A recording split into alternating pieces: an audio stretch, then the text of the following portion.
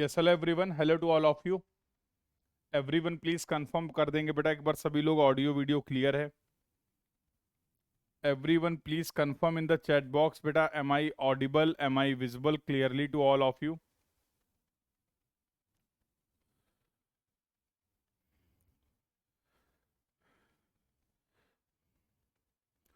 एक बार सभी लोग चैट बॉक्स में कंफर्म कर देंगे audio video is clear to everyone.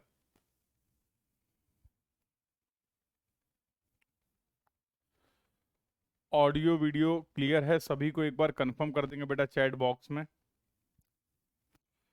M I audible, am I visible clearly to all of you. Very good, audio video all clear, thank you Rohan. So कैसे हैं बेटा आप सभी लोग, how are you all, how are you all?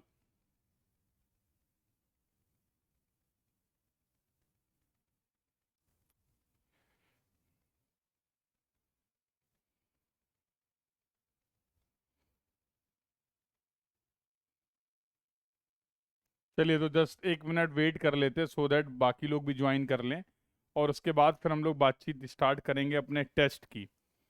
चलो तब तक आप ये कंफर्म कर दो, whatever we have discuss in the last class का जो भी डिस्कशन है, और you can say till the last class, the entire discussion is clear to everyone. Hello Ayush, hello बेटा।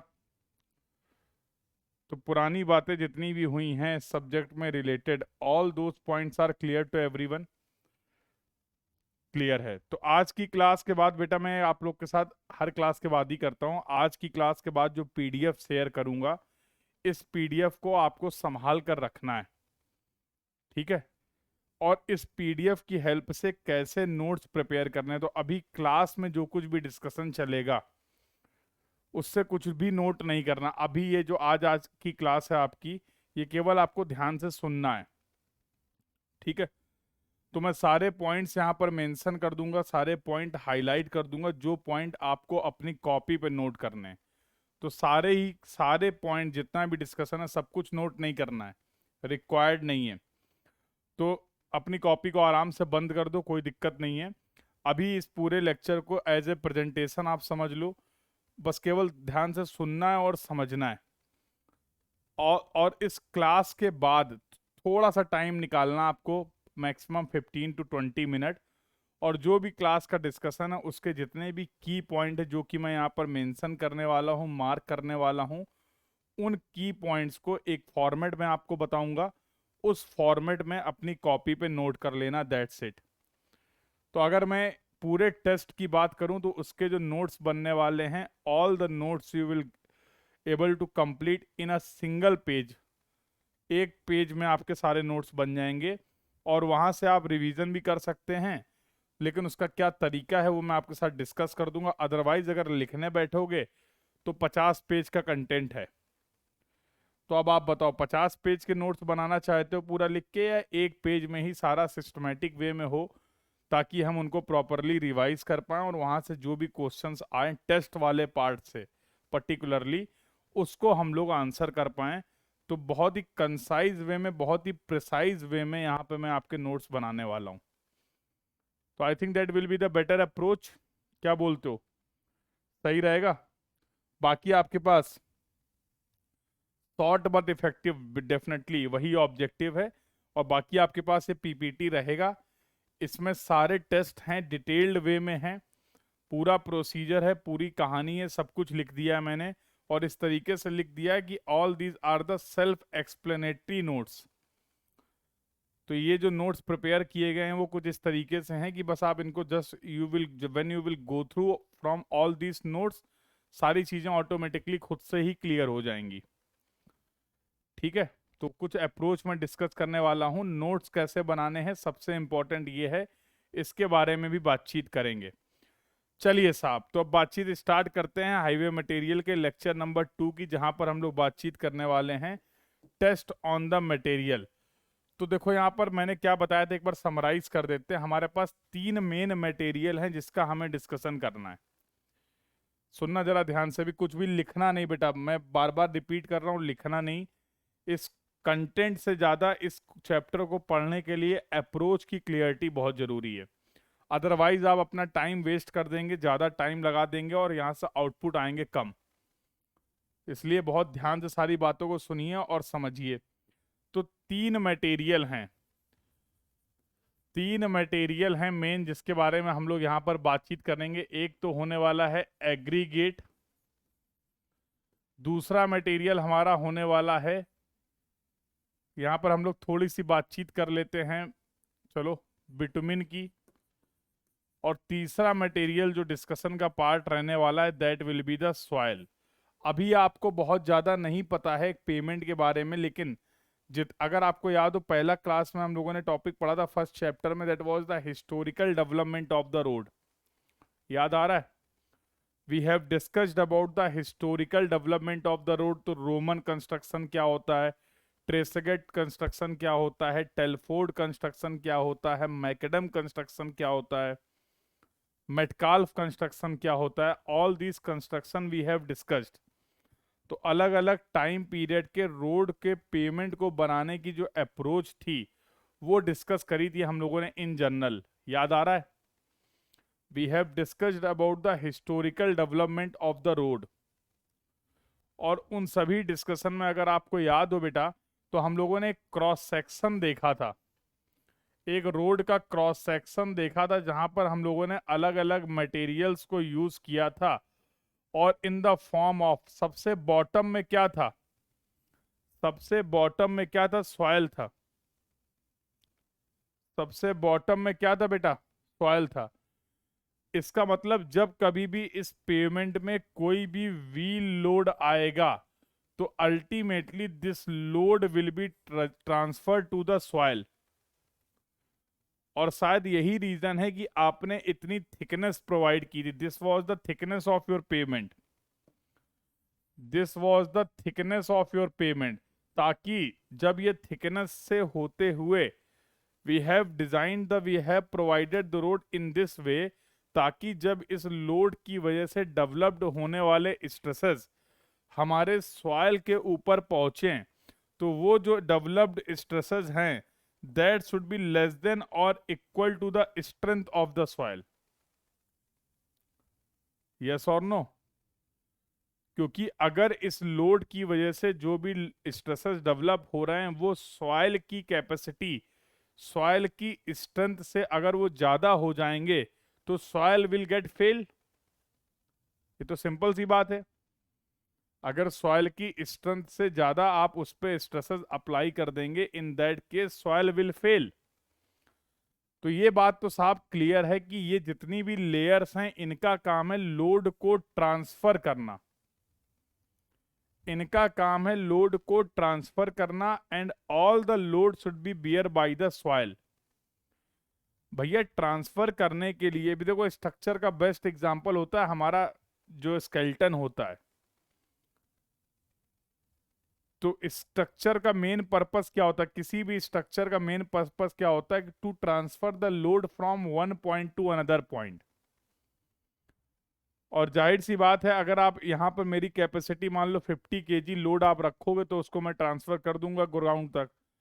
अब तुमने अगर यहाँ पर फॉर एग्जांपल 100 केजी लोड रख दिया, तो क्या होगा, इस स्ट्रक्चर का कोई ना कोई एक कंपोनेंट जो होगा वो चटक जाएगा, फेल हो जाएगा, ब्रेक हो जाएगा। तो what is the structure? It is the assembly of the different component that is used to transfer the load from one point to another point.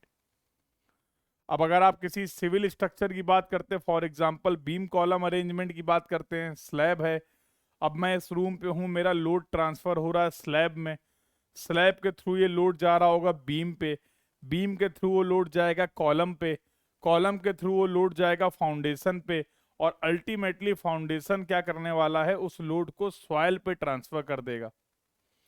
तो this is the structure where different members are connected to each other for transferring the load from one point to another point is known as the structure. तो भैया है तो ये भी structure ना। तो जो व्हील लोड आया था वो इस मटेरियल के थ्रू अल्टीमेटली सॉइल में ट्रांसफर होना है। तो अगर इस मटेरियल में कोई कमी रह गई, ये इंफीरियर क्वालिटी का मटेरियल हो गया, तो भैया ये मटेरियल कर जाएगा फेल। अब मान लो ये एग्रीगेट फेल कर गया। जब ये एग्रीगेट फेल कर जाएगा तो ये इफेक्टिवली लोड को ट्रांसफर नहीं कर पाएगा। तो पूरा ये जो लेयर वेयर बनाया था, पेवमेंट बनाया था, ये बनाने की पूरी मेहनत हो गई हमारी खराब, क्योंकि अब हम इफेक्टिवली लोड को ट्रांसफर नहीं कर पा रहे हैं।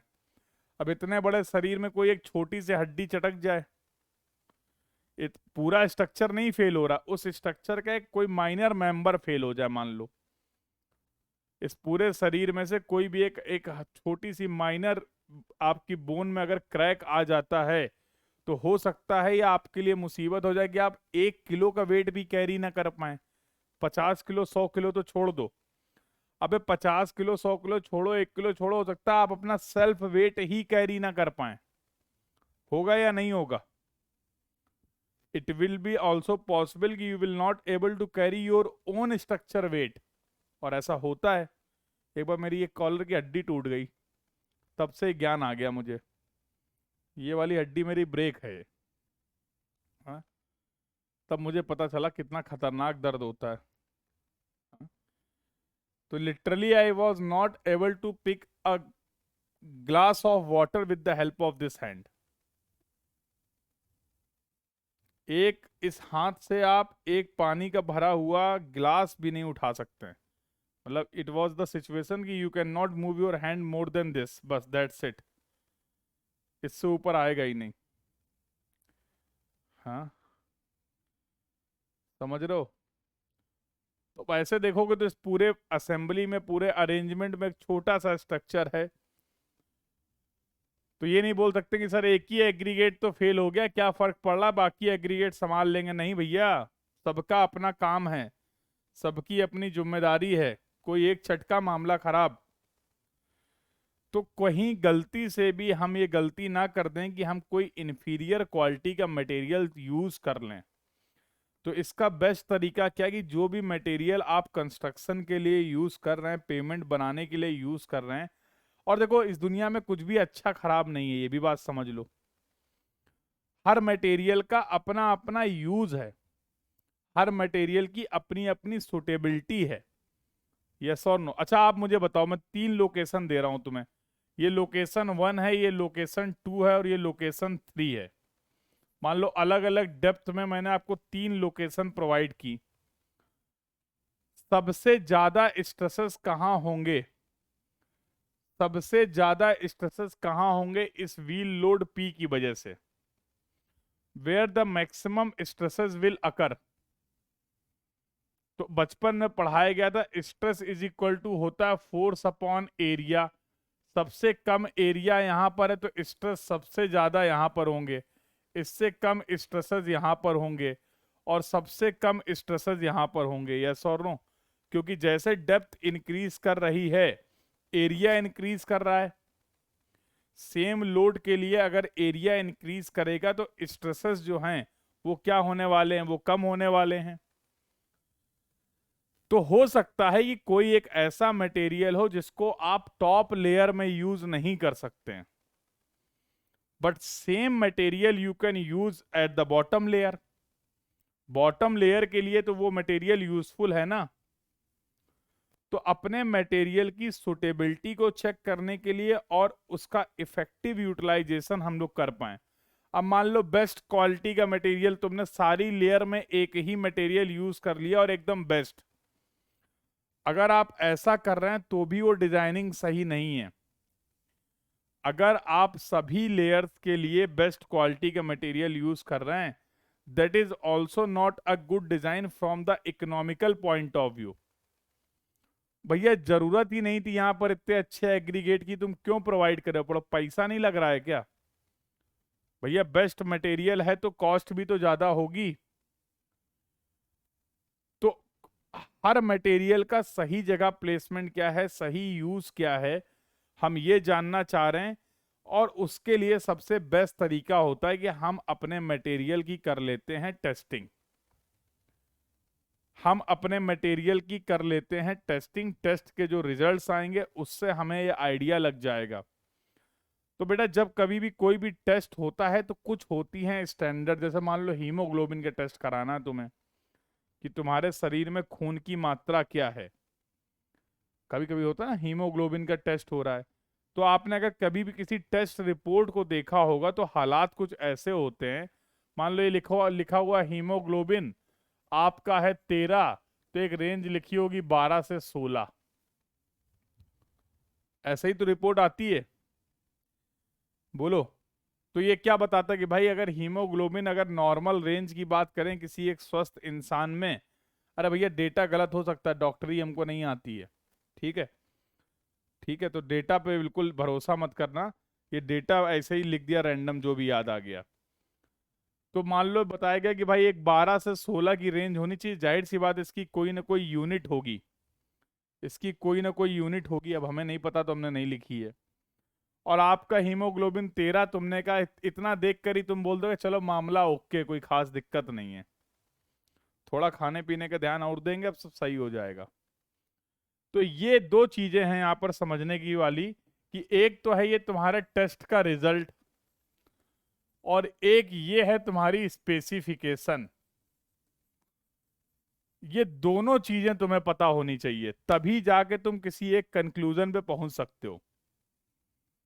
एक टेस्ट का रिजल्ट आपके पास क्या है, और उस पैरामीटर से रिलेटेड स्पेसिफिकेशंस क्या हैं, then only you can conclude. तभी उसके बेसिस पे आप मटेरियल की या किसी भी चीज के कंक्लूजन तक पहुंच सकते हैं। इनमें से अगर कोई भी एक चीज गायब कर दी जाए, अगर आपके पास टेस्ट के रिजल्ट नहीं है या फिर आपके पास ये स्पेसिफिकेशन नहीं है, तो फिर हम किसी कंक्लूजन तक पहुंच पाए इसमें बहुत दिक्कत हो जाएगी। मानते हो कि नहीं मानते हो? It will be difficult for us to reach any conclusion in the absence of any one data, in the absence of any one data, yes or no? Do you agree on this point? Do you agree on this point beta, yes or no? Do you agree on this point, yes or no? बिल्कुल सही बात है sir, बात आपकी logical भी लग रही है। तो उसी तरीके से हर मटेरियल के लिए हमारे पास एक टेस्ट का प्रोसीजर है, उसके लिए भी कोड हमारे पास अवेलेबल हैं, गाइडलाइन अवेलेबल हैं कि टेस्ट कौन सा टेस्ट करना है, कैसे करना है, क्या फॉलो करना है प्रोसेस। और हर मटेरियल के यूज के लिए हमारे पास स्पेसिफिकेशन है। तो अब कहानी थोड़ी सी आसान लग रही है सुनने में, कि जो भी मटेरियल आप हमें देंगे, जिस जिस तरीके की लोडिंग हमारे मटेरियल पे फील्ड पे आ सकती है, उसी टाइप की लोडिंग उन्हीं कंडीशंस को हम सिमुलेट करना चाह रहे हैं लैब में। कि अगर मान लो हमारे रोड पे प्रैक्टिकली कंप्रेसिव लोड आएगा, तो फिर हम कंप्रेसिव लोड में अपने मटेरियल को टेस्ट करेंगे। अगर कहीं हमारे मटेरियल पे इम्पैक्ट लोडिंग आ रही है फील्ड में, तो हम लैब में भी लोडिंग जो अप्लाई करेंगे उसका तरीका भी क्या होगा, that should be the impact loading. क्योंकि सेम कंडीशंस पे ही तो टेस्टिंग करेंगे, ताकि जो भी रिजल्ट्स आ रहे हैं उनको हम ऑथेंटिकेट कर सकें, उनको हम रिलेट कर सकें। तो तुम्हें कोई टेंशन नहीं, तुम्हारे पास इस टेस्ट को कंडक्ट करने की क्या गाइडलाइन है, क्या प्रोसीजर है, इसकी भी समस्त जानकारी अवेलेबल है। और तुम्हारे पास हर मटेरियल के स्पेसिफिकेशन क्या हैं, यूज क्या हैं, उसके लिए भी आपके पास पूरी गाइडलाइन है। बस तुम्हें कहानी को रिलेट करना आना चाहिए। तो अब बात कुछ ऐसी है कि एक तुम्हें धागा दे दिया गया है, थ्रेड दे दिया गया है, और कुछ तुम्हें मोती दे दिए गए हैं। तुम्हें उन मोतियों को धागे में पिरो के बस एक माला बना देनी, काम खत्म। समझ रहे हो? तो सब तुम्हारे पास, all the resources are available, you just need to connect all these things. इन सभी चीजों को कनेक्ट करना है, जिसके लिए हम लोग यहाँ पर बातचीत करेंगे। कैसी लगी कहानी पहले ये बताओ, और समझ में आई कि नहीं पहले ये बताओ। ये कहानी जो अभी मैंने आपको सुनाई है, ये स्टोरी कैसी लगी और समझ में आई या नहीं आई, ये बता दो। और अगर ये सब कुछ ठीक है तो फिर आगे मुद्दे को आगे बढ़ाते हैं। चलिए साहब, तो शुरुआत कर लें फिर अब। Now it's I think it's time to start the discussion. तो डिस्कशन को स्टार्ट कर लेते हैं साहब। और पहला टेस्ट जो हम लोग करने वाले हैं वो, पहले हम 3 टेस्ट करेंगे एग्रीगेट पे। तो तीनों नहीं एक्सप्लेन करूंगा मैं, 2 एक्सप्लेन करूंगा, तीसरा आपको खुद से फॉलो करना है। अभी कुछ भी नोट नहीं करना है, फिर से बता रहा हूं। अभी कुछ भी कहीं पे भी आपको नोट नहीं करना, बस ध्यान से ऐसे ही कहानी सुनते रहो, ठीक है। तो इम्पैक्ट लोडिंग में हमारे एग्रीगेट की स्ट्रेंथ क्या है, अब हम ये जानना चाह रहे हैं। क्योंकि जब हमारे व्हीकल मूव करेंगे तो it may be possible due to the movement of the traffic our aggregate में subjected to the impact loading. Suddenly, if we are suddenly applying the brake, if we are suddenly accelerating the vehicle due to all these conditions, इन सभी conditions की वजह से हमारे aggregate पे impact loading create हो सकती है, इम्पैक्ट लोडिंग अप्लाई हो सकती है। तो अब हम ये जानना चाह रहे हैं कि हम जो एग्रीगेट यूज करना चाह रहे हैं कंस्ट्रक्शन के लिए, रोड के कंस्ट्रक्शन के लिए या किसी पर्टिकुलर लेयर के कंस्ट्रक्शन के लिए, उसमें कितना इम्पैक्ट लोड बियर करने की क्षमता है। तो उसके लिए हमें एक टेस्ट सजेस्ट किया गया जिसको बोलते हैं इम्पैक्ट टेस्ट। अब इम्पैक्ट टेस्ट का मेन काम क्या है, ये आपके एग्रीगेट की इवेल्युएट करेगा टफनेस को। और जो चीजें हाईलाइट कर रहा हूं ना, ये सवाल हैं डायरेक्टली, एक बार नहीं कई बार आपसे पूछा गया है आपके एग्जाम में। To evaluate the toughness of the aggregate, which test is required? अगर आपके एग्रीगेट की टफनेस आपको मेजर करनी है तो उसके लिए कौन सा टेस्ट आप कंडक्ट करेंगे? To measure the toughness of the aggregate which, to measure the toughness of the aggregate which test is required. तो टेस्ट और टेस्ट की हेल्प से कौन सी प्रॉपर्टी को आप, कौन से पैरामीटर को आप एसेस कर सकते हैं, ये सबसे पहला और सबसे इंपॉर्टेंट चीज है जो आपके एग्जाम में पूछी जाती है। To break down the under the application of the impact loading, और इसके लिए हम लोग डिफाइन करने वाले हैं इम्पैक्ट वैल्यू को। अब ये क्या होती है इम्पैक्ट वैल्यू, कैसे निकलता है, वो इस टेस्ट का पार्ट है। अब जाहिर सी बात है, हम चाहते हैं कि जो भी एग्रीगेट हम यूज कर रहे हैं उसमें सफिशिएंट रेजिस्टेंस हो। जब कभी भी कंस्ट्रक्शन के दौरान हम उस पर रोलर मूव कर रहे हैं, यस, तो ऐसा ना हो कि रोलर कंस्ट्रक्शन टाइम पे ही हमारा एग्रीगेट फेल कर जाए। तो it should have sufficient strength, yes और नो।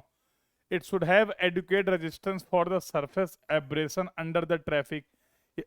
ये सब तुम्हारी चाहत है, ये सब तुम्हारी एक्सपेक्टेशन है अपने मटेरियल से कि भैया ऐसा ऐसा मटेरियल होना चाहिए। अब वो अलग बात है कि मटेरियल आपकी एक्सपेक्टेशन को फुलफिल करेगा या नहीं करेगा, उसके लिए टेस्ट करना पड़ेगा। तो aggregate used in the road construction should be strong enough to resist the abrasion and crushing and also the impact loading, these are the requirement. Toughness क्या होता है साहब, सभी जानते हैं, सोम से पढ़ते चले आ रहे हो। तो आपने बोला sir toughness is the amount of energy per unit volume. Toughness is the amount of energy per unit volume that a material can absorb before the rupturing. तो फेलियर के पहले हमारा मटेरियल कितना एनर्जी एब्जॉर्ब कर रहा है per unit volume, इसकी help से आप डिफाइन करते हैं टफनेस। तो इस स्लाइड के बेटा अगर मैं कंक्लूजन की बात करूं, इस स्लाइड का कंक्लूजन क्या है कि भैया एग्रीगेट का टफनेस मेजर करना है अंडर द इम्पैक्ट लोडिंग। उसके लिए हमें कौन सा टेस्ट करना पड़ेगा, इम्पैक्ट टेस्ट। और इम्पैक्ट टेस्ट की हेल्प से हमारा मेन ऑब्जेक्टिव क्या होगा कि हम इम्पैक्ट वैल्यू को डिफाइन करें और इम्पैक्ट वैल्यू और टफनेस को रिलेट कर दें। बोलो, यही तो एजेंडा है, यही तो एजेंडा है। और कोई एजेंडा हो तो बताओ, और कोई एजेंडा हो तो बताओ। यही एजेंडा है क्या कि we want to relate the impact value with the toughness, ताकि हमें इम्पैक्ट वैल्यू अगर पता है तो हम ये बोलें कि हमें टफनेस भी पता है। और इम्पैक्ट वैल्यू को फाइंड आउट करने के लिए हम लोग जो करने जा रहे हैं, that we are going to discuss about the impact test. कुछ है ही नहीं यार, बहुत सिंपल सा टेस्ट है। अब जब टेस्ट करोगे तो उसके लिए पूरा एक सेटअप रिक्वायर्ड होगा। जब टेस्ट करोगे तो उसके लिए पूरा एक सेटअप रिक्वायर्ड होगा। अब सेटअप में क्या क्या चाहिए? इम्पैक्ट टेस्टिंग मशीन चाहिए, टैंपिंग रॉड चाहिए जिससे कॉम्पैक्शन करोगे, ठीक है, ट्रॉवल चाहिए, सिलिंड्रिकल माउल्ड चाहिए, लेवलिंग रॉड चाहिए और वेइंग बैलेंस चाहिए, तराजू चाहिए। तो इतनी सारी चीजें रिक्वायर्ड हैं जिनकी हेल्प से आप इम्पैक्ट टेस्ट को कंडक्ट करके किसी भी गिवन एग्रीगेट के लिए इम्पैक्ट वैल्यू का पता लगा सकते हैं। So all these operators are required. चलिए साहब देखिए, तो पहला स्टेप क्या होने वाला समझो, स्टेप बाय स्टेप समझो, फिर लैब में कैसा माहौल होगा वो भी देखेंगे। तो पहला स्टेप इन्होंने क्या बोला, पहले स्टेप में हम लोग क्या करने वाले हैं देखो। तो यहां पर बोला गया take coarse aggregate in the pan and measure 350 gram using the weighing machine. तो जो भी एग्रीगेट का आप इम्पैक्ट वैल्यू निकालना चाह रहे हैं वो एग्रीगेट लीजिए और उसको एक पैन में रख के उसका वेट ले लीजिए, 350 ग्राम एग्रीगेट ले लीजिए। कर लेंगे सर, कौन सी कठिन काम है। इसके बाद हम क्या करेंगे, सीव होती है हमारे पास, तो we will have the sieve something like this. तो ये दो सीव लेंगे, 12.5 mm की सीव लेंगे और 10 mm की सीव लेंगे और सबसे नीचे लगा देंगे पैन, खाली कटोरा। सबसे नीचे क्या लगा देंगे, पैन।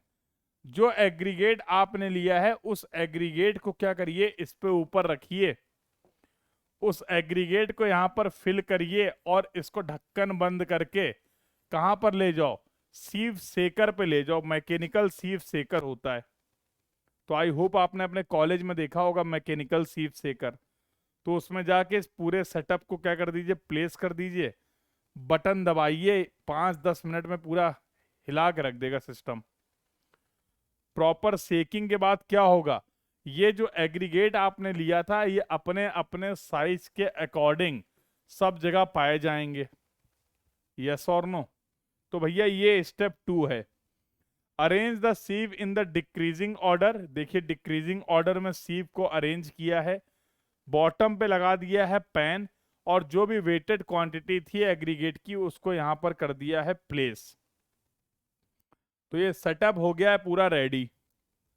मानते हो कि नहीं? अरे कुछ फील आ रहा है कि कुछ कर रहे हैं, कि बस स्टेप बाय स्टेप खेल रहे हैं? कुछ फील आ रहा है, यस और नो? बताओ भाई। ऐसा फील होना चाहिए कि आप ये टेस्ट कंडक्ट कर रहे हैं और फाइनली अभी आप, और एक ही दो टेस्ट मैं बताने वाला हूं, बाकी आपको खुद से ही फील करने हैं, ठीक है। तो अप्रोच पॉइंट ऑफ व्यू से मैं आपके साथ एक या दो टेस्ट डिस्कस कर रहा हूं जिसमें देखिए पूरा प्रोसीजर क्या है। चलिए साहब ये कर लिया। अब स्टेप 3 में क्या करेंगे, स्टेप 3 में ले गए इस सीव्स को, ले गए मैकेनिकल सेकर में, जैसा मैंने अभी आपको बताया। मैकेनिकल सेकर में ले जाने के बाद इसको प्रॉपर सेक कर दिया। Note down the empty wait of the cylindrical mould. तो आपके पास इस तरीके का एक सिलेंड्रिकल माउल्ड होगा और इसका एम्प्टी वेट मेजर कर लीजिए और उसको आपने बोल दिया W1। अभी इसमें कुछ भी नहीं है, इस सिलेंड्रिकल माउल्ड में कुछ भी नहीं है, इसका वेट आपने मेजर कर लिया, दैट इज द W1। ठीक है, जो भी माउल्ड होगा उसका वेट ले लिया। अब इसमें आपको वो एग्रीगेट फिल करना है that was retained over the 10 mm सीव। जो अभी आपने पीछे सीव सेकिंग करी थी उसमें ऐसा एग्रीगेट लाइए जो कि 10 mm सीव पे रिटेन कर गया था और इसको 4 लेयर पे इस पे फिल कर दीजिए। इसको 4 लेयर पे आप क्या कर दीजिए, इस माउल्ड में फिल कर दीजिए। हो जाएगा साहब? बताओ भाई।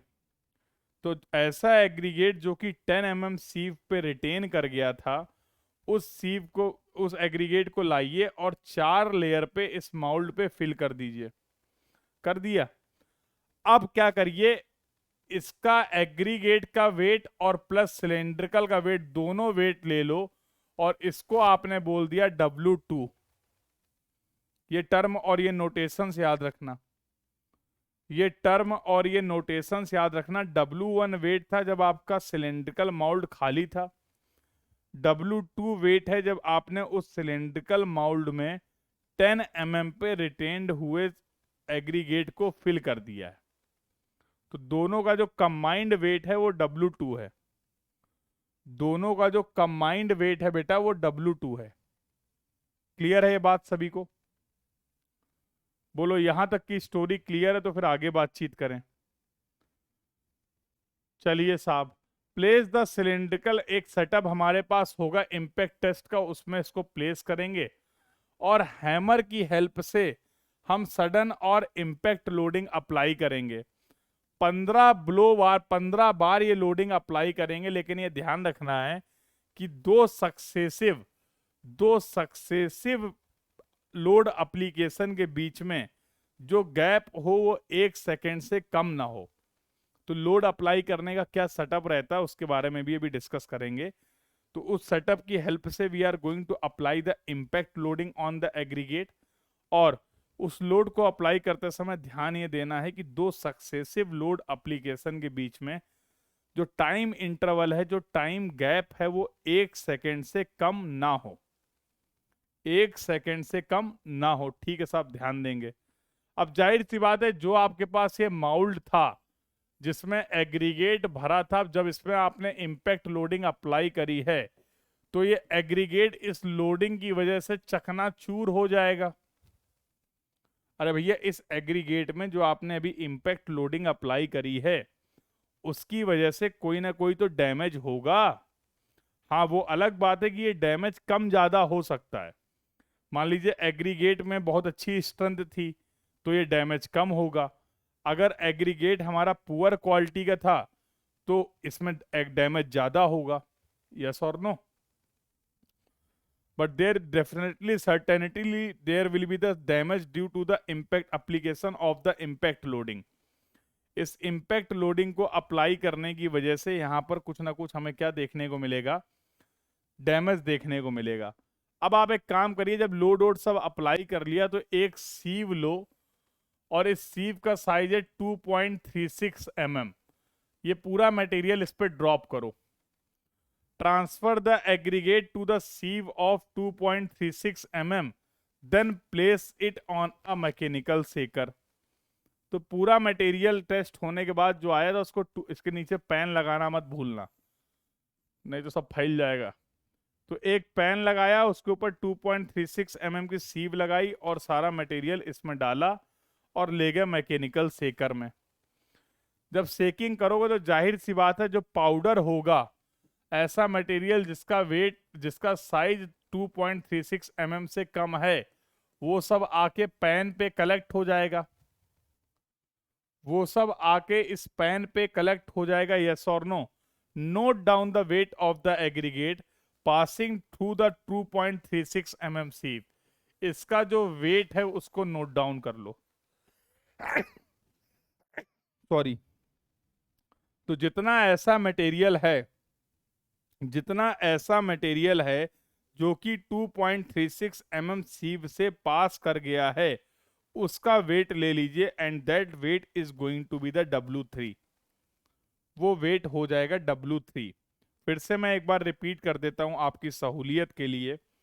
पहला वेट था W1, जब आपने इम्पैक्ट लोडिंग सॉरी, जो आपका सिलेंड्रिकल माउल्ड था उसका खाली था, जब उसका वेट लिया आपने तो that wait was W1। 10 mm पे रिटेन हुए एग्रीगेट को आपने 4 लेयर पे फिल किया। माउल्ड प्लस एग्रीगेट का वेट हो गया W2। और लास्ट में जो मटेरियल हमारा 2.36 mm की सीव से पास कर रहा है वो वेट हो गया W3। किसी भी मेरे लाल को अब तक के प्रोसीजर में इस टेस्ट का ऑब्जेक्टिव क्या है, इस टेस्ट का पर्पस क्या है, क्या स्टेप्स फॉलो कर रहे हैं इस टेस्ट को करने के लिए, कोई तकलीफ हो तो बताओ। If anyone having any doubt, any query at any point, अभी तक जो कुछ भी डिस्कस किया गया उसमें कहीं पे भी कोई डाउट हो, क्वेरी हो तो बिल्कुल इत्मीनान से पूछ सकते हो, कोई प्रॉब्लम नहीं है। You can ask your doubt, you can ask your query.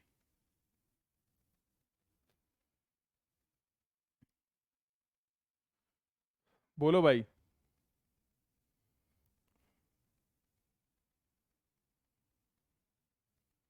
The entire discussion till now is clear to everyone, yes और नो? कर सकते हैं आगे बातचीत? चलिए साहब, स्टेप समझ गए, अब थोड़ा ग्राफिकली भी समझते हैं तो और अच्छे से रिलेट कर पाएंगे। और हर टेस्ट को इसमें ऐसे ही एक्सप्लेन किया मैंने। जितने भी टेस्ट आप करने वाले हैं एग्रीगेट के लिए, जितने भी टेस्ट आप करने वाले हैं बिटुमिन के लिए, for all the test we have use the same methodology. तो जरा एक बार बताओ, ये जो मेथोडोलॉजी अभी हम लोग डिस्कस कर रहे हैं, ये सेल्फ एक्सप्लेनेटरी है या नहीं है? मुझे नहीं लग रहा है कि मैं इसमें कुछ खास कंट्रीब्यूट कर रहा हूं आपको समझाने में। आपको क्या लग रहा है कि ये जो प्रोसीजर यहां पर एक्सप्लेन किया गया है, that is the self explanatory, yes और no? That is the self explanatory, yes और नो? तो एक बार बस देखना है, और उतना ही जरूरी भी है। अब याद करने मत बैठ जाना सब, एक एक लाइन रटे पड़े, ना ही उसकी जरूरत है और ना ही वो तुमसे हो पाएगा। ठीक है, तो सबसे पहले एग्रीगेट लिया था, ये सीव थी 12.5 10 पेन, डिक्रीजिंग ऑर्डर में सेटअप किया 12.5 10 और पेन। एग्रीगेट को इसमें फिल किया, सीव सेकर में ले गए, बटन को ऑन किया, प्रॉपर सेकिंग हुई, साइज के हिसाब से एग्रीगेट आ गया। ये हमारा सिलेंड्रिकल माउल्ड है, इसमें 10 mm पे रिटेन्ड हुआ आपने एग्रीगेट रखा, और ये पूरा एक सेटअप है, इसको बोलते हैं इम्पैक्ट टेस्टिंग मशीन। तो कुछ नहीं होता, एक वेट होता है, ये चैनल आपने प्रोवाइड किए, हाथों की हेल्प से आप इस वेट को ऊपर उठाते हैं। जैसे ही यहाँ पर ले जाते एक हुक जैसा अरेंजमेंट होता है, और वहां पर जाते ही क्या होगा, ये वेट ड्रॉप हो जाएगा। From the certain height this weight will drop over this mould, ये धड़ाम से इसके ऊपर गिरेगा। तो इस तरीके से आप अपने एग्रीगेट में इम्पैक्ट लोडिंग कर रहे हैं। ऐसा कितनी बार करते हैं? 15 बार, जिसको आपने बोला था 15 ब्लोज।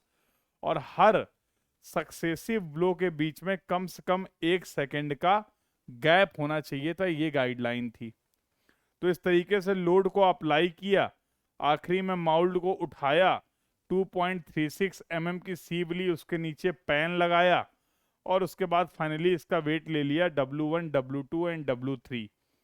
जैसे ही ये तीनों वेट आ गए, इन तीनों वेट की हेल्प से you can define the impact test value in percentage like this.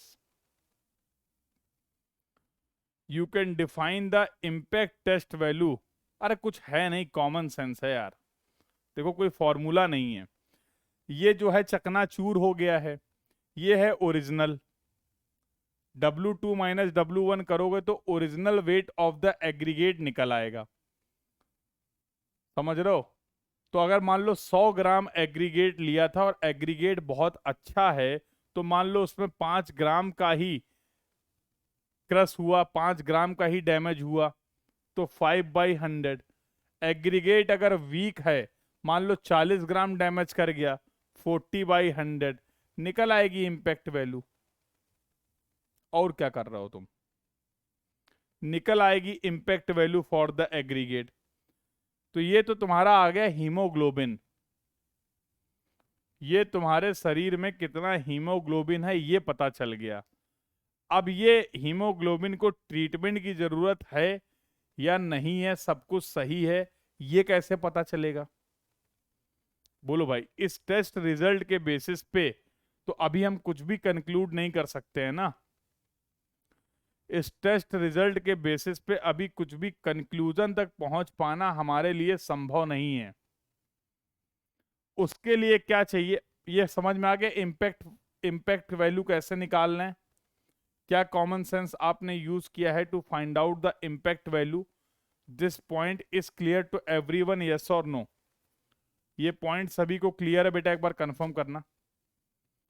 तो अब हम बात करते हैं साहब जरा स्पेसिफिकेशन की। तो टेस्ट का गेम तो ओवर हो गया, now we will talk about the specification.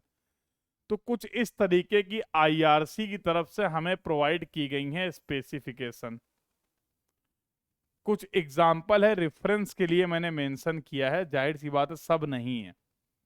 Just from your reference point of view I have mentioned some specification. Impact value अगर 20% से कम है, जाहिर सी बात है डैमेज कम हो रहा है। इसका मतलब क्या है कि एक्सेप्शनली स्ट्रॉन्ग एग्रीगेट था तुम्हारा। इम्पैक्ट वैल्यू अगर तुम्हारी 35% से कम आ रही है, weak for the road surface, 10 से 20% की रेंज में आ रही है तो स्ट्रॉन्ग क्लासीफाई कर दिया आपने, और 20 से 30% की रेंज में आ रही तो आपने बोल दिया सरफेस वर्क जो है, टॉप सरफेस जो हमारे रोड की है, उसके कंस्ट्रक्शन के लिए भी इस तरीके का एग्रीगेट हम लोग यूज कर सकते हैं, जिसकी इम्पैक्ट वैल्यू 20 से 30% की रेंज में है। तो भैया तुम्हें एक मटेरियल दिया गया था, तुम्हें एक एग्रीगेट दिया गया था, तुमने उसमें टेस्ट कंडक्ट किया, लेस देन 35%, 30 से 35% वाली रेंज है, 35% एंड अबव। ठीक है, अगर 35% से ऊपर है तो ऐसे एग्रीगेट को आप बोल सकते हैं कि वीक है, इसको रोड सरफेस में यूज मत करिए भाई। इस तरीके के एग्रीगेट को जिसका 35% या ज्यादा उससे इम्पैक्ट वैल्यू है, ऐसे एग्रीगेट को रोड का जो सरफेस वर्क है उसके लिए यूज मत करिए। तो these are the certain specification from your reference point of view I have provided. अब तुम्हारे पास दोनों बातें हैं, तुम्हारे पास जो मटेरियल था उसके टेस्ट के रिजल्ट भी आपके पास हैं, और उस मटेरियल का कहां पर क्या हम सदुपयोग कर सकते, क्या हम यूज कर सकते हैं, इसको डिसाइड करने के लिए अब हमारे पास स्पेसिफिकेशन भी है।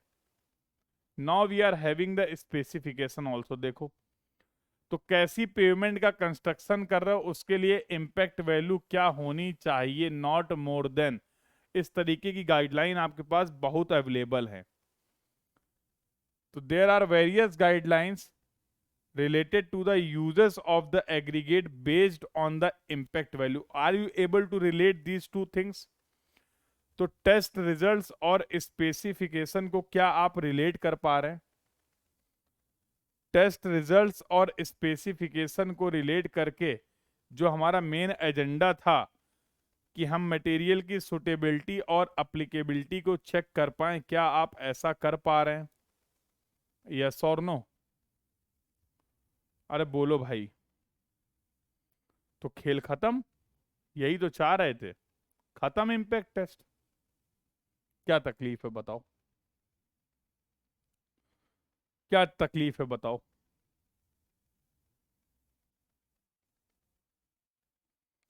किसी को कोई समस्या, किसी को कोई डाउट, किसी को कोई क्वेरी अगर इम्पैक्ट टेस्ट में हो कि सर क्या एजेंडा था, क्या प्रोसीजर आपने फॉलो किया, क्या गाइडलाइंस थी, कैसे उन रिजल्ट से हमें कोई एक कंक्लूजन मिला, इस बात को समझने में किसी को भी कोई डाउट हो तो बता दो।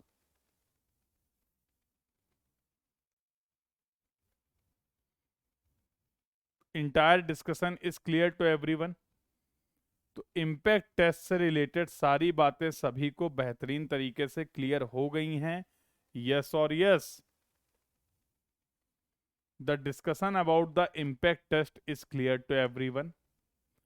अगला टेस्ट जो एग्रीगेट का है दैट इज द अगला टेस्ट जो एग्रीगेट का है that is the crushing value test. पूरी कहानी सेम है,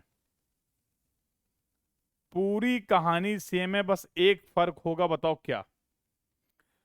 how this test is different from the impact test. Use your common sense और उसके बेसिस पे आंसर करिए। जैसे अभी हम लोगों ने इम्पैक्ट टेस्ट देखा, सेम उसी तरीके से पूरी कहानी इसकी मैंने मेंशन कर दी है, पूरा टेस्ट प्रोसीजर, क्या एपरेटस रिक्वायर्ड है, सब कुछ मेंशन कर दिया है। बट उसको देखने के पहले मैं आपसे ये चाहूंगा जानना कि what should be the main difference between the impact test and the crushing value test. बिल्कुल सही बात, पढ़ के तो नहीं बता रहे हो विवेक? पढ़ के तो नहीं बता रहे हो? क्यों भाई? What is the main difference between the impact test and the crushing value test? The main difference will be in the application of load.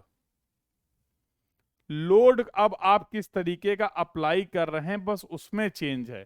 Previous case में आपने इम्पैक्ट लोड अप्लाई किया था और इस केस में आप अप्लाई कर रहे हैं ग्रेजुअल लोडिंग। आप अपने एग्रीगेट की स्ट्रेंथ को चेक करना चाह रहे हैं under the action of the gradual loading. I have perform this, very good. जिन्होंने परफॉर्म किया वो तो बिल्कुल अलग ही लेवल पे एंजॉय कर रहे होंगे। जिन्होंने कभी भी इन टेस्ट को परफॉर्म किया होगा, आई कैन श्योरली से कि क्लास में उनको एकदम रियल वाला फीलिंग आ रहा होगा कि हाँ हाँ सर ऐसे ही किया था, हाँ हाँ सर इसी तरीके से स्टेप्स फॉलो किए थे। यस और नो? और जिन लोगों ने नहीं कभी परफॉर्म किया फिजिकली, उनके लिए मेरी कोशिश ये है कि इस क्लास में इस तरीके से चीज़ों को एक्सप्लेन किया जाए ताकि ज़्यादा से ज़्यादा चीज़ों को आप रिलेट कर पाएं कि हाँ ऐसे ये टेस्ट कंडक्ट करना है। तो बिल्कुल अब पूरा सेटअप सेम रहेगा। गेम क्या चेंज हो जाएगा, केवल लोड को अप्लाई करने का तरीका चेंज हो जाएगा। और जैसा आप बोल रहे हैं कि सर लोड को अप्लाई करने का तरीका चेंज हो रहा है, इसका मतलब थोड़ा सा इसका सेटअप चेंज होगा, थोड़ा सा इसका सेटअप चेंज होगा। यस और नो? बोलो भाई। तो आओ, तो इसकी मेन बात कर लें। बोलो भाई। तो इसकी पूरी कहानी क्या है ये देखो, यहां से प्रोसीजर समझ लो, सब कुछ वही है। एग्रीगेट लिया, सीव लगाई, एग्रीगेट को प्लेस किया, यहां पर लाए, वेट लिया, वेट लेने के बाद वहां पर गए थे, उसके बाद इसको मैकेनिकल सेकर में डाला, एग्रीगेट अपने अपने साइज के हिसाब से हो गया। 10 mm पे जो रिटेन करेगा उसका वेट ले लिया, खाली सिलेंड्रिकल माउल्ड का वेट हो गया W1।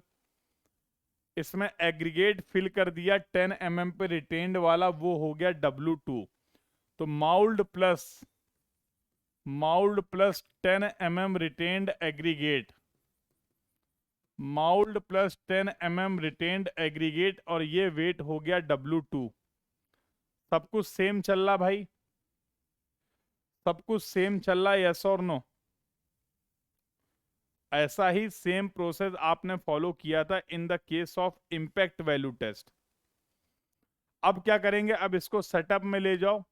इसको फिल करने के बाद ये सेटअप है जहां पर आप कंप्रेसिव लोड अप्लाई करने वाले हैं।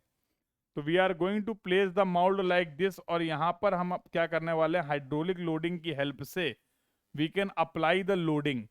और ये जो लोडिंग है, सबसे इंपॉर्टेंट बात क्या है, ये सडन और इम्पैक्ट लोडिंग नहीं है। ये जो अब आप लोड अप्लाई कर रहे हैं, that we are going to apply the gradual load now. और इस ग्रेजुअल लोड की वजह से ये एग्रीगेट होने वाला है compress. Under the action of this gradual load the aggregate will compress. Yes और नो? अरे भैया लोड अप्लाई कर रहा हूं, माउल्ड में एग्रीगेट है, तो अब ये एग्रीगेट क्या होने वाले हैं, कंप्रेस होने वाले हैं।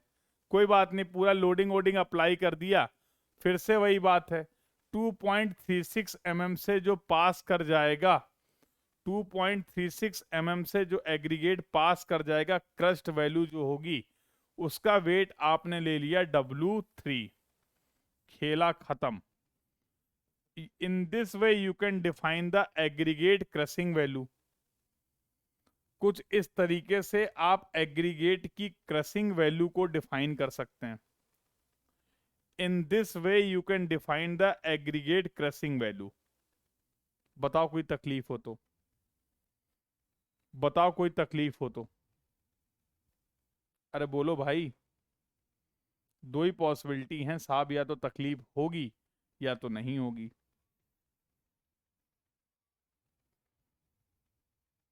तो अब तुम्हारे हवाले वतन साथियों, क्या है, कर चले हम फिदा, जाओ तुम साथियों, अब तुम्हारे हवाले वतन साथियों।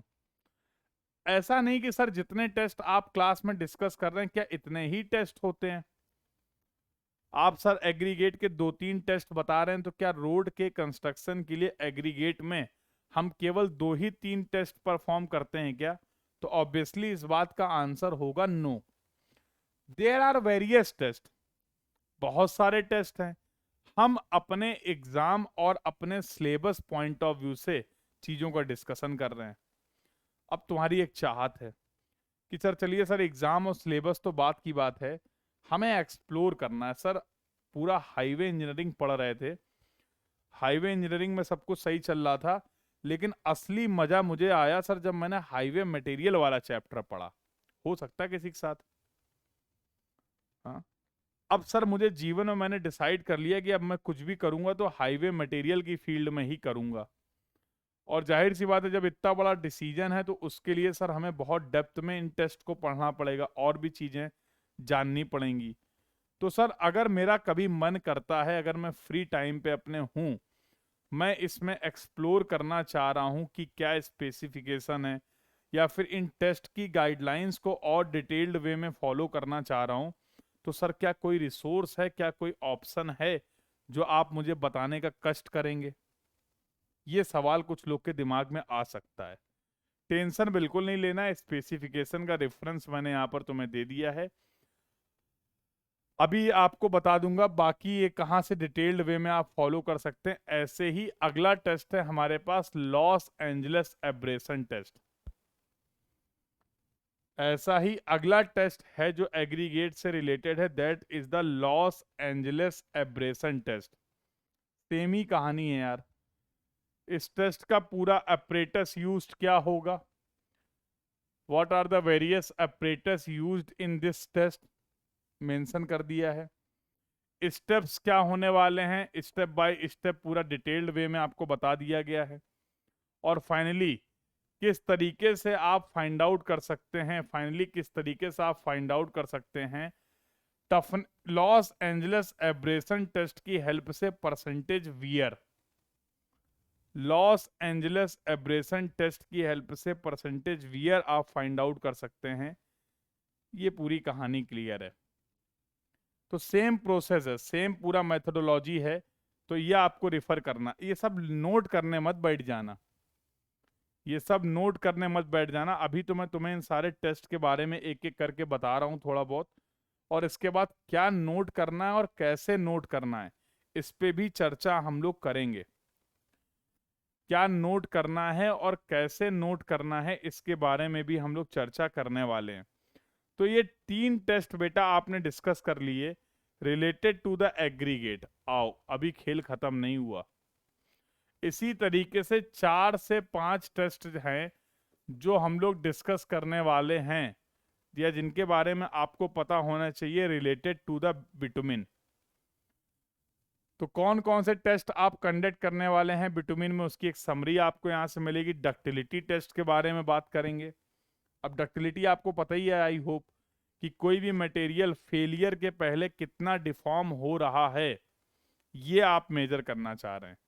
देखो कोई भी बिटुमिन आप यूज कर रहे हैं, अगर वो रिजिड होगा, अगर वो रिजिड होगा तो प्रॉपरली आपके जो अलग अलग मटेरियल, बिटुमिन को हम लोग यूज करते हैं एज ए बाइंडर मटेरियल। तो जो मिक्स हम लोग बनाएंगे उसमें कोर्स एग्रीगेट होगा, फाइन एग्रीगेट होगा, फिलर मटेरियल होंगे, और उन सबको होल्ड करने के लिए, बाइंड करने के लिए हम लोग बिटुमिन यूज करते हैं। अब बिटुमिन में जाहिर सी बात है अगर प्रॉपर डक्टिलिटी नहीं होगी तो जब इसके ऊपर ट्रैफिक का लोड आएगा तो ये बिटुमिन अगर रिजिड होगा तो सडन फेलियर हो जाएगा, ब्रेक हो जाएगा। Do you agree on this point? और अगर ये बिटुमिन फेल कर गया तो जाहिर सी बात है फिर जो हमारे अदर मटेरियल हैं, कोर्स एग्रीगेट, फाइन एग्रीगेट और फिलर मटेरियल, उन मटेरियल को होल्ड करने वाला कोई नहीं बचेगा। यस और नो भाई, इनको बांध कर रखने वाला, इसको बाइंडिंग का काम आपने दिया तो बिटुमिन का, अगर बिटुमिन ही फेल हो गया तो obviously there will be no material to hold all these materials, जिसकी वजह से आपकी पेमेंट में या फिर किसी पर्टिकुलर लेयर में क्या आ जाएगा, फेलियर आ जाएगा। तो आपने देखा होगा जनरली रोड के केस में गड्ढे हो जाते हैं, बारिश होती तो गड्ढे हो जाते हैं, छोटे छोटे पॉट होल्स बोलते हैं। Have you observe the pot holes? Yes और नो? अब वो पॉट होल्स कैसे हो गया, या तो उसके नीचे की कोई लेयर है जो सेटल हो गई, उसकी बॉटम कोई लेयर थी जहां पर कोई फेलियर हुआ या सेटलमेंट हुआ तो गड्ढा हो गया, या फिर क्या हुआ जो टॉप की लेयर थी उसका उस पर्टिकुलर जगह का बिटुमिन निकल लिया, पानी के साथ बह गया। अब जब बिटुमिन ही नहीं है तो कोर्स एग्रीगेट भी आजाद है, फाइन एग्रीगेट भी आजाद फील कर रहा है, और फिलर मटेरियल भी आजाद फील कर रहा है। तो अगले पानी के बहाव में ये तीनों चले गए, बचा रही रही दे गए गड्ढा। क्या बच गया हमारे पास? there will be a potholes. So before that, whatever vitamin we are using, कोई भी विटामिन अगर हम लोग यूज कर रहे हैं, तो we want to ensure that there should be sufficient ductility, ताकि मटेरियल में कुछ डिफॉर्मेशन हो बिफोर द फेलियर, वो डिफॉर्मेशन हमारी डिजायर्ड लिमिट पे होना चाहिए। यस और नो? तो इसी डिफॉर्मेशन को बिफोर द फेलियर हमारा विटामिन कितना डक्टाइल है, इसको चेक करने के लिए हमें एक टेस्ट करना पड़ेगा, जिसको प्यार से हम लोग बोलते हैं ductility test on the bitumen. Clear है बेटा? सिमिलरली सॉफ्टनिंग पॉइंट, किस टेम्परेचर पे आके हमारा विटामिन सॉफ्ट हो जाएगा। अब इसकी कहानी क्या है, जरा ये भी समझो। अब देखो, आप विटामिन यूज करते हैं, अब हर जगह माहौल, हर जगह इन्वायरमेंट, टेम्परेचर अलग अलग है। कहीं पे बहुत सर्दी पड़ रही है, कहीं पे बहुत गर्मी पड़ रही है। तो अगर टेम्परेचर बहुत कम है, अगर इन्वायरमेंटल टेम्परेचर बहुत कम है, तो ये विटामिन क्या हो जाएगा, ब्रिटिल हो जाएगा। अगर टेम्परेचर बहुत ज्यादा है, तो due to the high temperature ऐसा ना हो ये विटामिन मेल्ट कर जाए, ऐसा ना हो ये विटामिन क्या कर जाए, मेल्ट कर जाए। तो हम वो परसेंटेज, वो टेम्परेचर जानना चाह रहे हैं कि जहां पर हमारा विटामिन क्या हो जा रहा है, सॉफ्ट हो जा रहा है। उसके अकॉर्डिंग भी हम अपने मटेरियल की सूटेबिलिटी सेलेक्ट कर पाएंगे कि भाई अगर कोल्डर रीजन है या कहीं वार्म रीजन है, तो वहां पर कौन से विटामिन को यूज करना सही रहेगा। समझ रहे हो? वहां पर किस तरीके के विटामिन को यूज करें। ऐसा ना हो जो विटामिन यूज करना था कोल्ड रीजन में, वो ले गए वार्म रीजन में, सब फैला फैला घूम रहा है, बहा जा रहा है विटामिन। और अभी अभी मैंने आपको बताया कि विटामिन का मेन काम क्या है, जो अदर मटेरियल्स हैं उनको होल्ड करके रखना या फिर उनको बाइंड करके रखना। अगर उसमें किसी भी तरीके का फेलियर होगा, तो आपके अल्टीमेटली पेमेंट की परफॉर्मेंस को अफेक्ट करेगा। Ultimately it will affect the performance. Similarly, we are going to conduct the penetration test. तो रिंग एंड बॉल सेटअप होता, रिंग एंड बॉल सेटअप की हेल्प से हम विटामिन पे पेनिट्रेशन टेस्ट करने वाले हैं। और जाहिर सी बात है, जो भी विटामिन आप यूज कर रहे हैं उसकी स्पेसिफिक ग्रेविटी भी हम जानना चाह रहे हैं, तो उसके लिए हम लोग करते हैं स्पेसिफिक ग्रेविटी टेस्ट। फिर से वही वाली बात है कि सर जितने टेस्ट आप बता रहे हैं, क्या सिर्फ उतने ही टेस्ट हैं? क्या सिर्फ उतने ही टेस्ट हैं? Again the answer is going to be no. तो कुछ इंपॉर्टेंट टेस्ट हम लोग यहाँ पर डिस्कस कर रहे हैं, जहां से फ्रिक्वेंटली हमारे एग्जाम में हमें सवाल देखने को मिलते हैं। तो ये हर टेस्ट के बारे में मैंने कुछ आपको बेसिक बताया। और यहाँ पर देखिए बेटा, विटामिन की अगर टेस्ट की बात करें, तो उनकी क्या क्या डिजायरेबल प्रॉपर्टीज है, मैं एक बार आपको सारी स्लाइड्स दिखा दे रहा हूँ, so that you will have the clear idea कि टेम्परेचर ससेसिबिलिटी होनी चाहिए विटामिन में, टेम्परेचर के वेरिएशन को बर्दाश्त कर पाए। यस और ना? एक रेंज होनी चाहिए, वर्किंग रेंज। विस्कोसिटी होनी चाहिए, बहुत ज्यादा विस्कस अगर होगा तो मिक्स करने में दिक्कत आएगी, बहुत कम अगर विस्कस होगा तो ऑब्वियसली वहां पर भी प्रॉपर मिक्सिंग नहीं हो पाएगी। अगर बहुत कम विस्कोसिटी है तो फ्लो करने लगेगा, बहुत कम विस्कोसिटी है तो प्रॉपरली मिक्सिंग नहीं हो पाएगी। तो ये हमारी रिक्वायरमेंट है कि इसमें जो विस्कोसिटी हो, that should be in the limit, so that properly जो मिक्स कर पाए हम मटेरियल को। और जब तक भैया प्रॉपर मिक्सिंग नहीं होगी, कैसे वो मटेरियल को होल्ड करेगा? If there will be no mixing of the bitumen with the other material, how it is going to hold effectively the other materials? Yes और नो? तो ये कुछ हमारी चाहत है। Affinity and the addition of the bitumen, जो आपके बाकी मटेरियल हैं, कोर्स एग्रीगेट, फाइन एग्रीगेट, उनके साथ प्रॉपर ये बॉन्ड भी तो बना पाए। यस और नो? तो there should be affinity and addition of the bitumen. तो उसके लिए पहला टेस्ट जो आप करते हैं, that is going to be the ductility test. तो डक्टिलिटी, कितना डिफॉर्मेशन हो रहा है, कितना इलोंगेशन हो रहा है before the failure, that you want to measure. तो बेटा पूरी कहानी, उसकी स्पेसिफिकेशन क्या है, प्रोसेस वही है। क्या टेस्ट सेटअप होगा, क्या अपरेटस रिक्वायर्ड है, ये this is the ductility setup.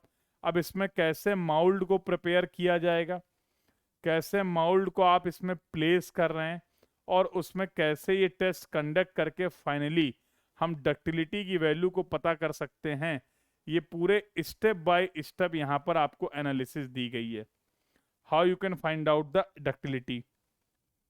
There are certain codes IS 1208 जो कि आपको बताने वाले हैं, जो आपके तार और बिटुमिन मटेरियल हैं उस पर टेस्टिंग से रिलेटेड। तो I am not discussing the entire test in detail, but I think मैंने आपको एक पूरा प्रोसेस, एक पूरा फ्लो डिस्कस कर लिया है, how you can refer if you want to refer. अगर आप इनके टेस्ट के बारे में डिटेल में पढ़ना चाहते हैं तो कैसे रिफर कर सकते हैं, but exam point of view से जो चीज़ें इंपॉर्टेंट हैं उसके बारे में तो चर्चा हम लोग कर ही रहे हैं।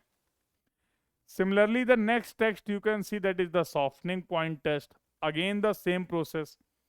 क्या ऑब्जेक्टिव है, कहाँ पर इसकी स्पेसिफिकेशंस हैं और क्या क्या apparatus रिक्वायर्ड हैं, इनके लिए कौन कौन सा क्या सेटअप रिक्वायर्ड है। This is the ring and ball setup, इसको बेटा बोलते हैं हम लोग रिंग एंड बॉल सेटअप। तो एक पर्टिकुलर टेम्परेचर में क्या होगा, इन रिंग्स के ऊपर हम रखते हैं बॉल, ये सब कुछ यहाँ पर मेंशन है, और इस पूरे असेंबली का टेम्परेचर हम लोग इंक्रीज करते हैं।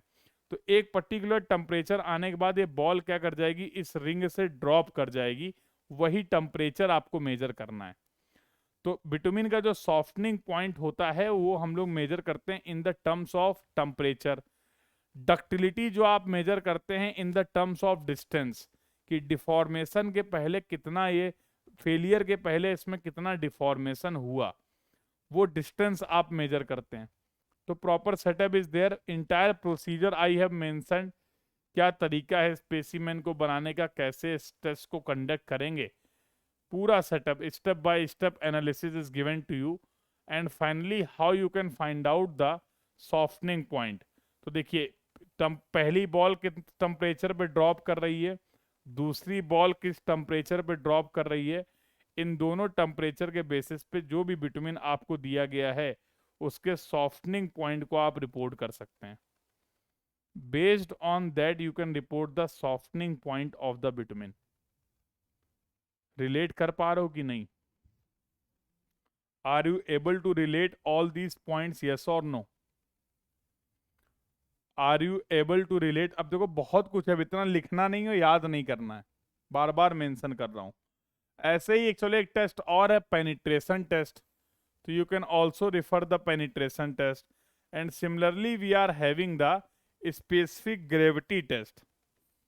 ऐसे ही आपके पास एक टेस्ट और अवेलेबल है, that is the specific gravity test on the bitumen.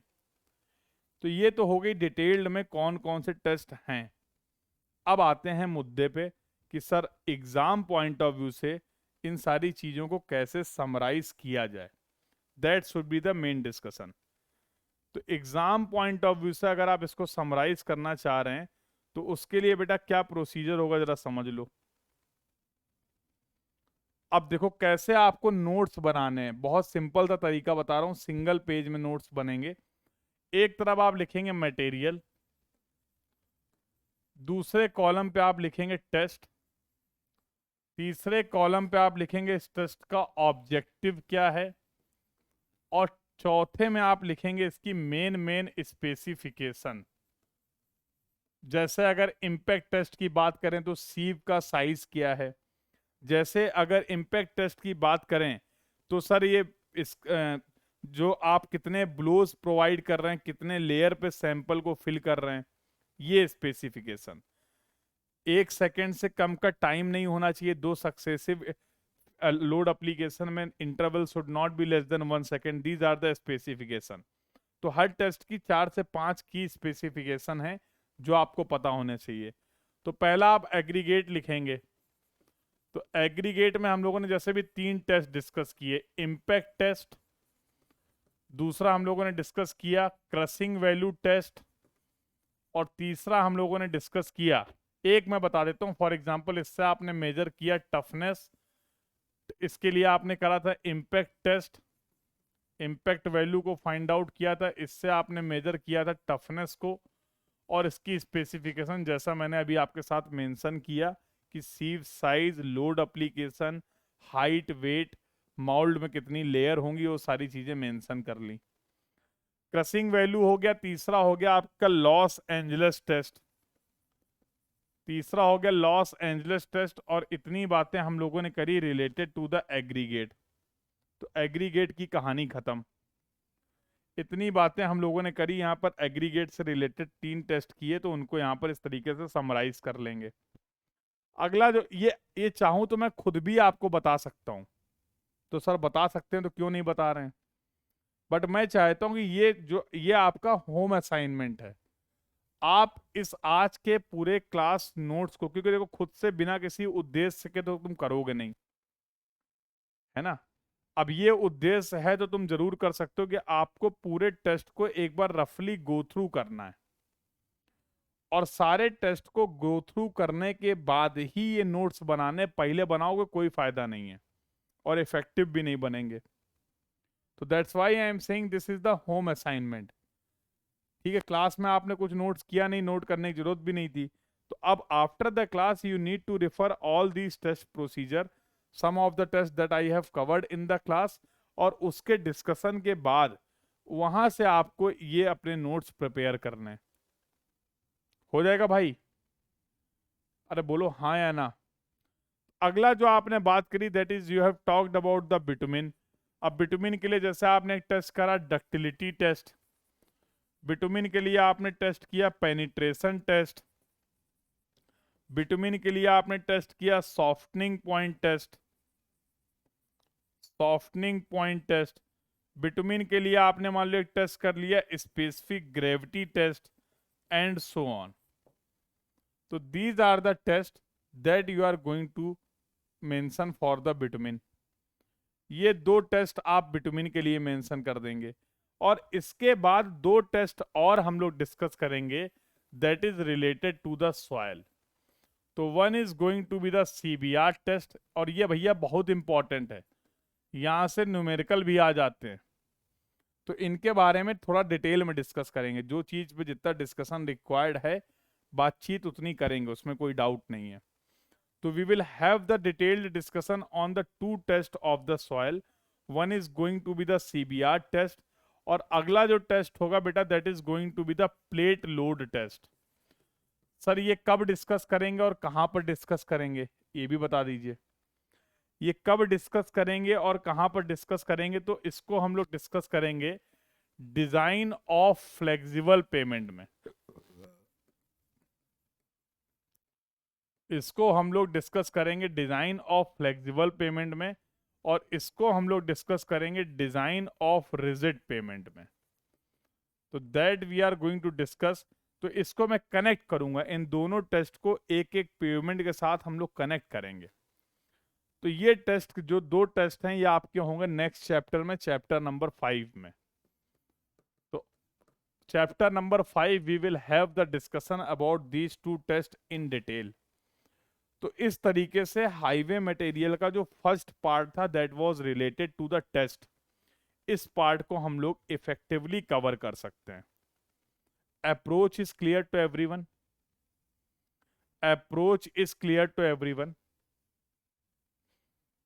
बोलो बेटा, क्या ये अप्रोच सभी को क्लियर है? This approach is clear to everyone, yes और नो? तो ये आपका पहला पार्ट था। अगला पार्ट जो इंपॉर्टेंट है, जिसके बारे में कल हम लोग डिटेल में बातचीत करने वाले हैं, second topic, and that is going to be the Marshall mix design.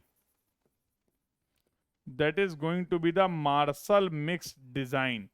इसके बारे में डिटेल में चर्चा करेंगे। That is going to be the second part of the highway material. ये आपके हाईवे मटेरियल का सेकेंड पार्ट होने वाला है। तो I am going to share the PDF of this class with all of you. और भैया इसके लिए कल तक का कोई टाइम नहीं है, तो ये मेरी सभी को एक तरीके का सजेशन है। अभी अभी आपने पूरा प्रोसेस देखा है, hardly it will take to 30 minute, maximum to maximum अगर मैं टाइम की बात करूं तो it is required 30 minute to go through all the test procedure. और 30 मिनट बाद ये जो आउटकम है आपका, जो आपके नोट्स हैं हाईवे मटेरियल पार्ट 1 टेस्ट के, वो आपके पास अवेलेबल होंगे बिना किसी डाउट के। और उसके बाद आप जितने भी क्वेश्चन हैं गेट और ईएससी के टेस्ट वाले पार्ट से रिलेटेड, अभी मार्शल की बात नहीं कर रहा हूं, you can attempt all the questions related to the test part just after doing this home assignment. इस होम असाइनमेंट को कंप्लीट करने के बाद आप इन सभी क्वेश्चंस को अटेम्प्ट कर पाएंगे। और ऐसा नहीं कि एक दो क्वेश्चन आए हुए हैं, बहुत ज़्यादा नंबर ऑफ क्वेश्चंस आपको देखने को मिलेंगे और सभी के सभी क्वेश्चंस आप अटेम्प्ट कर पाएंगे। हो जाएगा भाई, एक बार कंफर्म कर दो। तो ये जो होम असाइनमेंट दिया है कंप्लीट हो जाएगा, ये जो होम असाइनमेंट दिया गया है कंप्लीट हो जाएगा, यस और नो? बताओ भाई। ये जो होम असाइनमेंट आपको यहाँ पर प्रोवाइड किया गया है ये कंप्लीट हो जाएगा? तो just after this class you are going to get the PDF of the class, तो don't worry for that, class का पीडीएफ आपको मिल जाएगा। तो I hope the entire discussion is clear to everyone, यहां तक की सभी बातें सभी को क्लियर है। तो बेटा this was all about for this class. यहाँ पर टेस्ट वाले पोर्शन के लिए, टेस्ट वाले पार्ट के लिए हमारा डिस्कशन था। मिलते हैं कल for the further discussion of the highway material, where we are going to discuss about the very important topic, most important topic of the highway material, that will be the Marshall mix design. Okay, so this was all about for this class. See you tomorrow for the further discussion. Thank you everyone, keep learning. Thank you.